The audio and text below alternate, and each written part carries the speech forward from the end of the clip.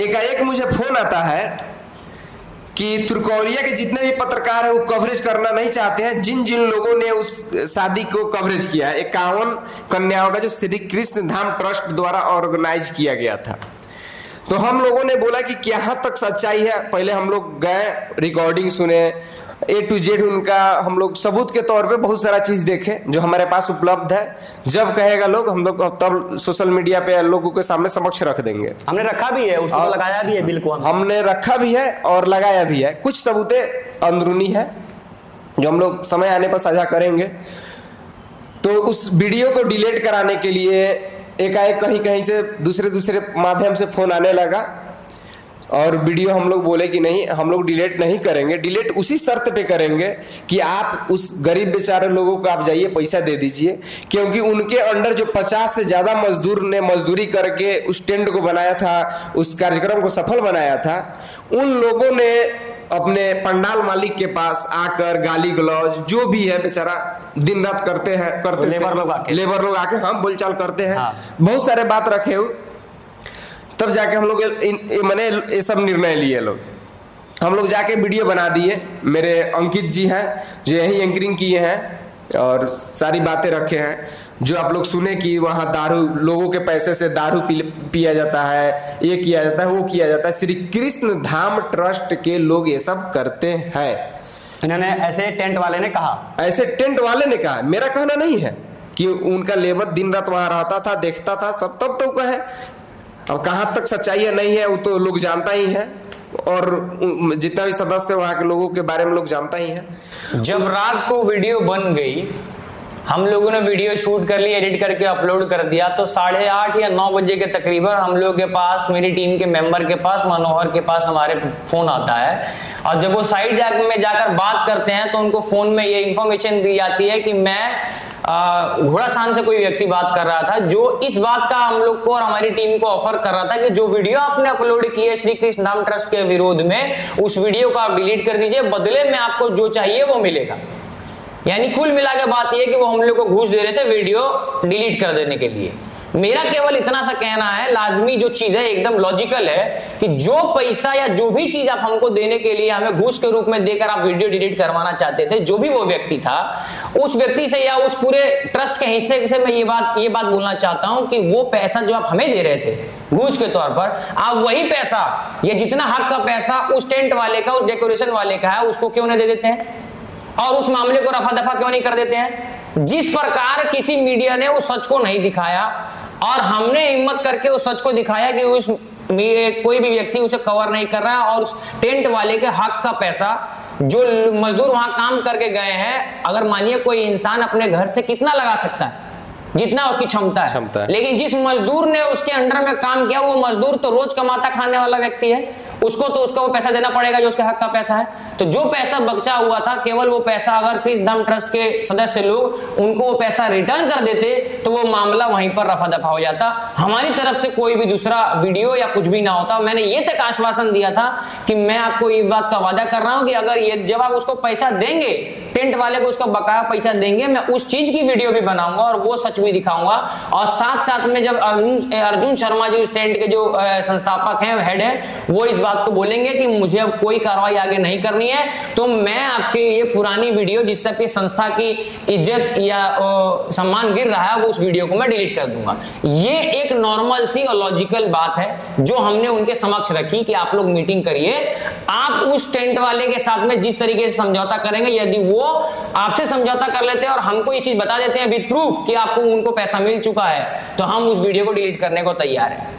ये बात हमारी ना सुन के वो सभी उसमें के दो तीन सदस्य केवल हमसे फोन पर बात कर रहे थे, हमको फोन पे धमकी दे रहे थे और हमें डरा रहे थे। जब मैं और घर पर खाना खाने के बाद में और मेरे 2 टीम के मेंबर मुझे लेने के लिए आए, रिसीव करने के लिए आए, तो हम लोग गाड़ी पर जब अपनी जा रहे थे बाइक पर, तो उनमें से मेरे घर के पास में ही 2 लोग बैठे हुए थे, उसके कोषाध्यक्ष सुजीत कुमार जी और उसके संस्थापक भूपेंद्र कुमार भार्गव जी वहां पर बैठे हुए थे। वो लोगों ने तुरंत हमारी गाड़ी को रुकवाया, रोड पर गाड़ी रुकवाकर, अब मुझे मेरा शर्ट पकड़ के, मेरा हाथ पकड़ के खींच के ले गए और मुझे माँ बहन की गाली दी।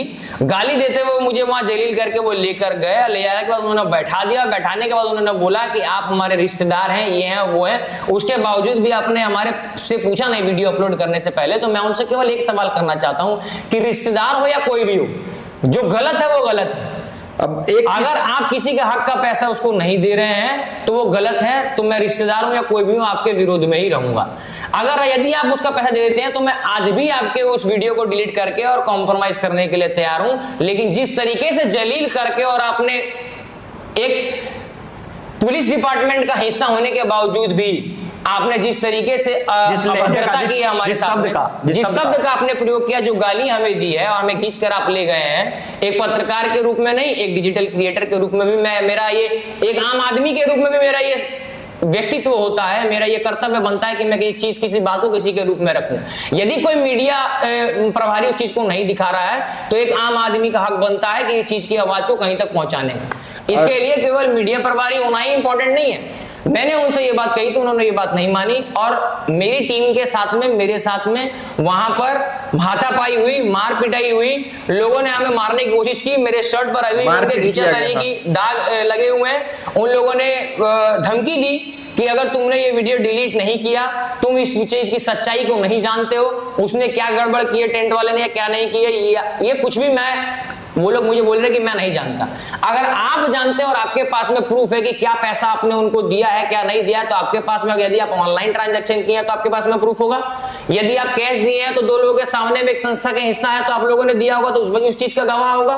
तो जब आपके पास में गवाह या सबूत है तो आप उसको रखिए, मैं वो भी दिखाने को तैयार हूं। लेकिन जो काम आपने किया है, हम लोगों के ऊपर हाथ उठाने का, हमें मारने पीटने का और हमको मारने की धमकी देने का जान से, ये बहुत संगीन अपराध आपने किया है। इसके खिलाफ मैंने अपने क्षेत्र के थाने में हम तीनों लोगों ने जाके इसके खिलाफ अपील की है। वहां पर एक अपना आवेदन हम लोग देकर आए हुए हैं। अगर हम लोगों के साथ में या मेरी टीम के मेंबर के साथ में कोई भी गतिविधि होती है तो उसका एकमात्र जिम्मेदार श्री कृष्ण धाम ट्रस्ट के मेंबर होंगे, चाहे वो कोई भी हो, उसके संस्थापक हो, उसके अध्यक्ष हो या उसके कोषाध्यक्ष हो या कोई भी व्यक्ति हो, क्योंकि उन सभी लोग का सहयोग हमें धमकी देने में, हमें मारने में, हमें बरगलाने में रहा है और हम लोगों ने कोई गलत नहीं दिखाया है। यदि आप हमारे सहयोगी हैं और आप कुछ कोई चीज गलत नहीं कर रहे हैं तो ये चीज मेरी आंख से छुपी नहीं है, मैं उस चीज को डिलीट कर दूंगा। मैं आज भी बोल रहा हूं, परंतु आपको वो बकाया पैसा उस टेंट वाले को देना पड़ेगा। हमारे साथ में वो वीडियो जारी करनी होगी, तभी मैं उस पुरानी वीडियो को डिलीट करूंगा। मेरी केवल इतनी सी दरख्वास्त है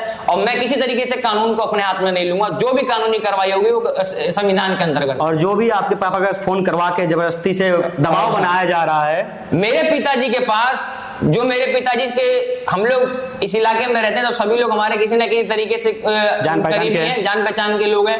मैं नहीं चाहता उनके साथ भी कुछ भी बुरा हो, तो मेरे से लोग नहीं बोल पा रहे हैं, मैं जवाब नहीं दे रहा हूं उस चीज का, उनके फोन कॉल का। तो मेरे पिताजी को फोन करके, जो दिल्ली में रह रहे हैं, उनको फोन करके ये चीज मेरे ऊपर दबाव डाला जा रहा है कि मैं उस वीडियो को डिलीट कर दूं, वरना आपके बेटे के साथ जो कुछ भी होगा उसके जिम्मेदार मैं नहीं हूंगा।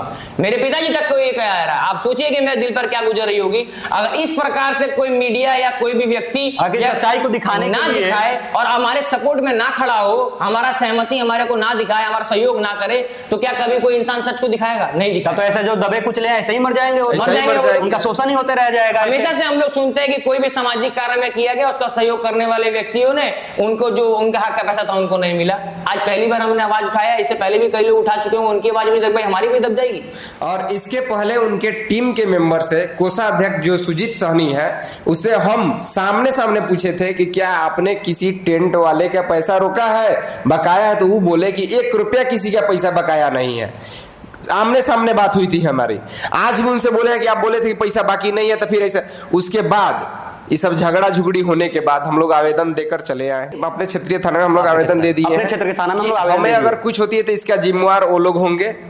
और जो आदमी एक सिस्टम में है, जो आदमी एक प्रशासनिक सेवा में है, वो किसी का गट्टा पकड़ के किसी के मां बहन का गाली देकर कैसे खींच सकता है? किसी डिजिटल क्रिएटर को गट्टा पकड़ के मां बहन के गाली देते हुए कहीं ले जाकर कैसे बैठाकर पीट सकता है, मार सकता है उसको?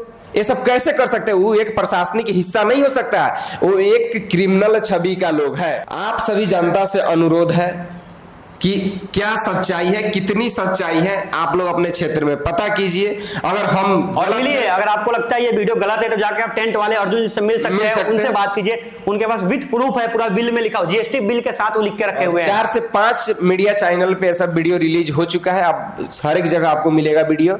और आप लोग सपोर्ट कीजिए, क्योंकि आपकी एक सपोर्ट के कारण किसी 50 मजदूर का मजदूरी मिल जाएगा, किसी टेंट वाले का खेत बिकने से बच जाएगा, क्योंकि वो टेंट वाले बोल रहे थे कि हमें खेत तक बेच कर देना होगा, हमें मजदूरी, लेकिन देना तो पड़ेगा ना वो काम। यदि आम जनता किसी सच को दिखाने की हिम्मत नहीं रखती है तो उसकी सहायता और सहयोग करना चाहिए जो सच दिखाने की हिम्मत रख रहा है। तो इसीलिए आप लोगों से यही दरख्वास्त है कि एएमएस टीम के ऊपर जिस तरीके की प्रताड़ना की जा रही है और जो किया गया है उनके ऊपर, वो एकदम निंदनीय है। श्री कृष्ण धाम ट्रस्ट जिस तरीके से नाम है उसी तरीके से स्वभाव उनका उन लोगों होना चाहिए, और उसमें सम्मानित लोग उसका हिस्सा है तो सम्मान पूर्वक किसी चीज का समझौता करिए, बैठकर बातचीत करके उसकी चीज को सॉल्व करिए। लेकिन हाथ उठाना, गाली देना और मारने की धमकी देना जान से, फोन पे कहीं तक भी ठीक नहीं है। फोन पे धमकी देना कि हमें नहीं जानते हम क्या है, नहीं क्या है, तो हमें कानून सिखाओगे, ये बहुत सारी बातें ऐसी हो रही हैं। ठीक, तो बहुत बहुत धन्यवाद। इसको एडिट कर, कितना मिनट इसमें से